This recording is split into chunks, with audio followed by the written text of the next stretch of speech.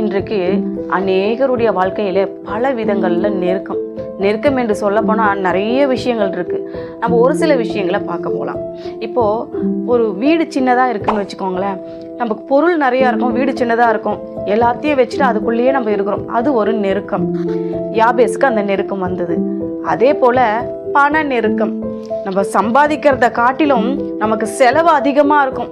Hospital செலவு இருக்கும், பிள்ளைங்க ஸ்கூல் கட்டுறது, வாடகை கட்டுறது, ஈபி கட்டுறது, லோன் கட்டுறதுன்னு சொல்லி எக்கச்சக்க செலவு இருக்கும். சம்பாதிக்கிறதையெல்லாம் அப்படியே எல்லாம் எங்கேயோ கொடுத்துட்டு வெறுமனே நிற்கிற மாதிரி இருக்கும்.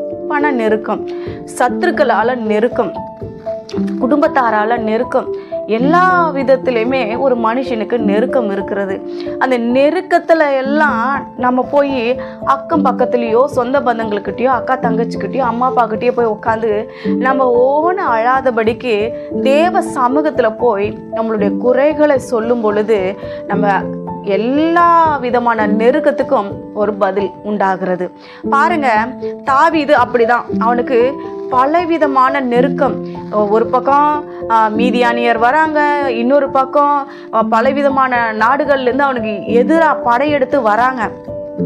அதையெல்லாம் அவன் ஒரு பொருட்டா எண்ணாதபடிக்கு சவுலின் நிமித்தம் வருகிற சில சத்துருக்கள், தன்னுடைய சொந்த மகனே எழும்பி வருகிற சத்ரு, இப்படி தன்னோட கூட இருந்த போர் சேவகர்கள் எல்லாரும் ஒன்றாக கூடிக்கொண்டு இவனுக்கு எதிராய் வருகிறது. இஸ்ரவேல் ஜனங்கள்ந்து ஒரு சிலர் இவனுக்கு விரோதமாக எழும்புகிறது. இது எல்லாவற்றையும் பார்த்து அவன் என்ன பண்ணுறான்? இந்த 18வது சங்கீதத்தில் நீங்கள் பார்க்கும் பொழுது கர்த்தரை நோக்கி ஜெபிக்கிறான். இப்படி தான் சொல்கிறான். நான் உங்களுக்கு அந்த வசனத்தை வாசிக்கிறேன். 18ஆம் சங்கீதம் 6வது வசனம். எனக்கு உண்டான நெருக்கத்திலே கர்த்தரை நோக்கி கூப்பிட்டு என் தேவனை நோக்கி அபயமிட்டேன். தமது ஆலயத்திலிருந்து என் சத்தத்தை கேட்டார். என் கூப்பிடுதல் அவர் சந்நிதியில் போய் அவர் செவிகளில் ஏறிற்று. இந்த வார்த்தையை நல்லா கவனிச்சிங்களா? அவன் நெருக்கத்தில் தேவனை நோக்கி கூப்பிட்டானா, அபயம் விட்டானா. அப்போ ஆண்டவர் என்ன பண்ணாராம்? தமது ஆலயத்திலிருந்து. தமது ஆலயம் என்பது என்ன? நம்முடைய ஆலயம்னா உலகத்தில் இருக்கிற நம்ம போய் ஆராதிக்கிற சமூகம்.